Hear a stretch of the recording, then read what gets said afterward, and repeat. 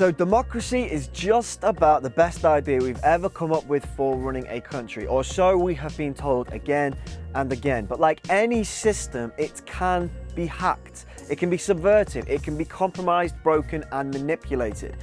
So if you examine democracy as a piece of software, it's simple enough to spot the vulnerability. And one hack for democracy has been available, some argue, since World War I, and it has been proven to be incredibly effective. The hack is called the manufacture of consent, and as best I can, I'll attempt to demonstrate how it works and how you might be playing an active part in the hack and not even know about it. But first we have to look at how democracy is supposed to work. Democracy means decisions are made through votes, through participation. Should we do this or should we not do this? But decisions can only be made with the best information available to the public. So if it was possible to control what information the public saw, perhaps you can control what the public think. And to do this, you use propaganda. Some of people's concerns have grown out of bogus claims that we plan to set up panels of bureaucrats with the power to kill off senior citizens. It is a lie, plain and simple. Plain and simple. Nothing has drawn as much controversy as the so-called death panels. There are no so-called death panels. There is no death panel. Death panel's the lie of the year. I heard that death panel argument from Sarah Palin. Such a charge would be laughable. Just another example of President Obama lying. We weren't so cynical and irresponsible. Deceiving the people. Deception, does that include the death panels, which were never real? It's really quite simple. Propaganda is to a democracy what violence is to a dictatorship. In a dictatorship, it doesn't matter so much what people think because you can control the population by force. But in a democracy, you can't really get away with controlling people by force, so you have to control what people think.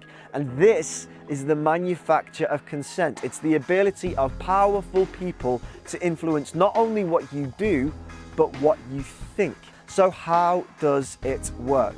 Well, we'll start with this guy. His name is Sigmund Freud, and he's a very controversial figure. But some of his psychoanalytical theories really do stand up. And one was the subconscious mind, a part of the mind that doesn't vocalize its thoughts, and you're generally not even aware that it's there. Another thing that really stuck around was the idea that humans are irrational in what motivates them, and they're often not even aware of what drives them to act because of their subconscious mind. So then there is this guy, Edward Bernays, and he was the nephew of Sigmund Freud. And he used all of Freud's ideas to manipulate the masses into doing things they wouldn't have ordinarily done. One day, Mr. George Hill, president of the American Tobacco Company, called me in and said, "We're losing half of our market." And I said, "Why, Mr. Hill?" He said, "There's a taboo by men that does not permit women to smoke." So I called up Dr. Brill, who was one of the great disciples of my uncle Sigmund Freud, and asked him what cigarettes meant to women. And he answered very quickly, "Cigarettes are torches of freedom to women. They want to smoke to dramatize man's taboo against women by not permitting them to smoke. And that's why they want to smoke." So I called up a debutante friend of mine, asked her to get another friend and two young men whom they liked, and to walk from 34th Street to 57th and back and forth, lighting torches of freedom to protest man's inhumanity to women by a taboo against smoking. Next morning, there wasn't a newspaper in the United States, even the New York Times had a front page story, "Debutantes light torches of freedom to protest man's inhumanity to women by a taboo against smoking."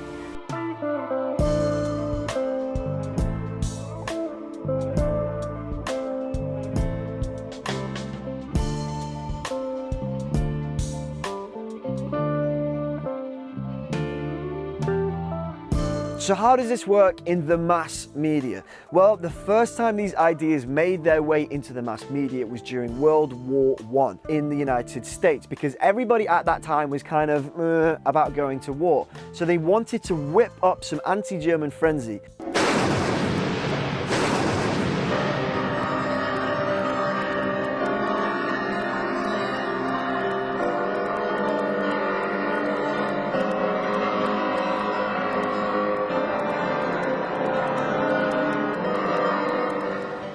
And it was incredibly successful, and an anti-German hysteria was fostered in American intellectuals at that time.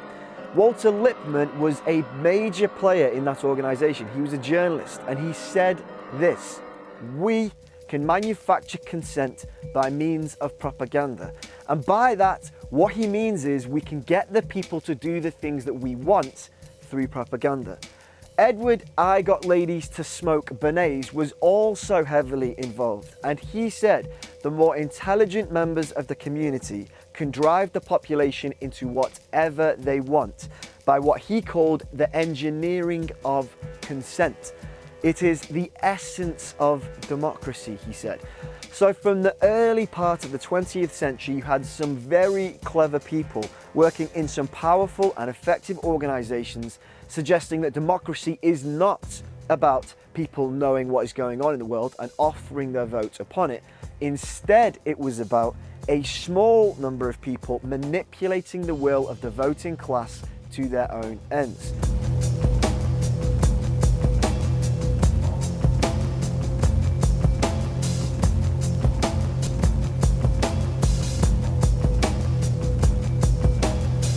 Edward Bernays would later, in 1954, turn a total lie into reality for political gain.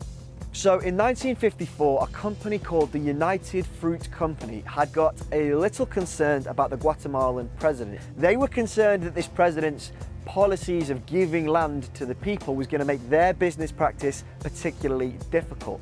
Less than 3% of the landowners held more than 70% of the land. So Arbenz nationalized more than 1.5 million acres, including land owned by his own family, and turned it over to peasants.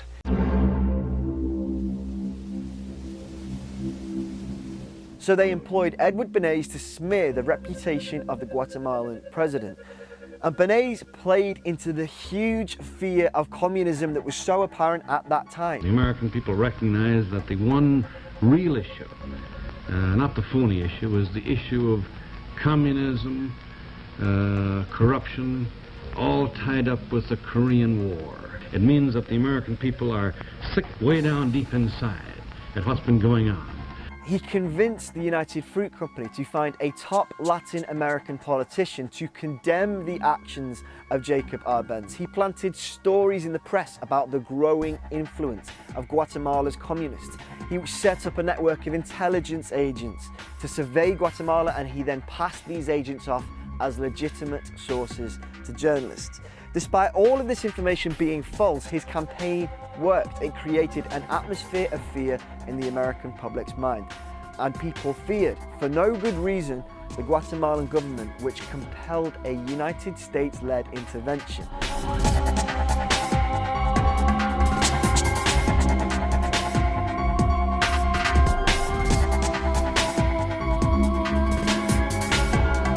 So, the democratically elected president, Arbenz, was overthrown and replaced by a dictator. The United Fruit Company got what they wanted, and it was Bernays' manipulation of people's fears which had helped them to get it. So the tools that Bernays has developed are powerful ones.